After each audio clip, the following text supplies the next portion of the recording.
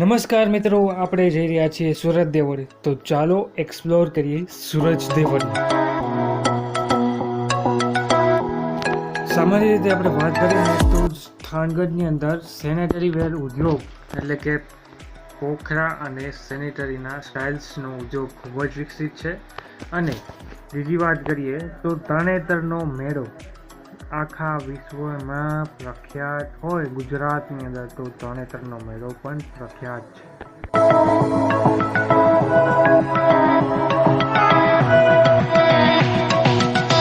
આપણે પહોંચી ગયા છીએ પાંચાળનું પવિત્ર ભૂમિ સુરત દેવળને. તો ચાલો આપણે એને એક્સપ્લોર કરીએ.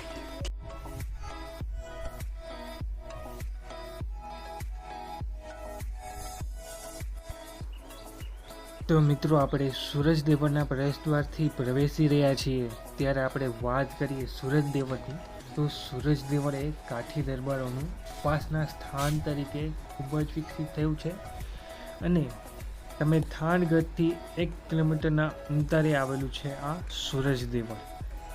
હવે બીજી વાત કરીએ તો સૂરજ દેવળની જે તમે કલાકૃતિ શૈલી જોઈ રહ્યા છો તે મુલતાની શૈલીની અંદર આવેલી છે. અને એકદમ પ્રખ્યાત શૈલીમાંનો એક ઉત્કૃષ્ટ નમૂનો કહી શકીએ તે આ સૂરજ દેવળ મંદિરનો છે.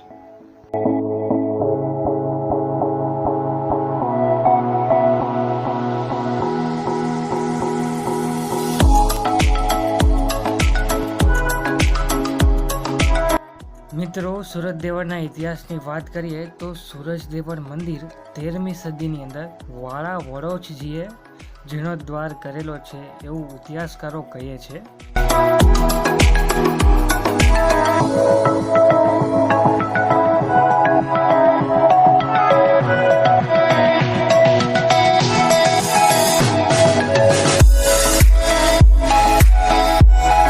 જોઈ શકો છો કે સુરત દેવળની અંદર 2 નમૂન કલાકૃતિઓ છે. સુરત દેવળ એટલે કે સૂર્ય ભગવાનનું મંદિર છે આજે. તો તમે મિત્રો જોઈ શકો છો કે અહીંના મંદિરની કલાકૃતિ કેવી સુંદર એવી તમને જોવા મળી રહી છે. તો આપણે આ ઇતિહાસની વાત કરીએ તો જ્યારે વાળા વડોચજી અને જામ અબડાજી વચ્ચે યુદ્ધ થવાનું હતું તેના 1 દિવસ પહેલાંની રાતે સૂર્ય ભગવાન વાળા વડોચજીના સપનામાં આવે છે અને કહે છે કે હું તારી સાથે જ છું.